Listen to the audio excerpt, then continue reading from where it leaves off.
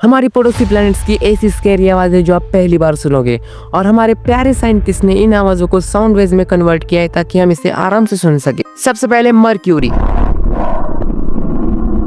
Next है Venus, अब हमारी प्यारी अर्थ। इसकी आवाज स्पेस से कैसे सुनाई देती है? Subscribe this channel. Okay sorry, अब रियल आवाज सुनो। नेक्स्ट है हमारा प्यारा लाल ग्रह मार्स। नेक्स्ट है Jupiter, next Saturn,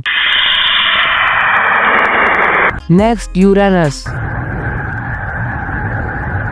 next Neptune. और अब बारी है उस प्लेनेट की जिसको नासा ने लात मारकर सोलर सिस्टम से भगा दिया था, लेकिन हम उसके साथ नाइंसाफी नहीं करेंगे, प्लूटो।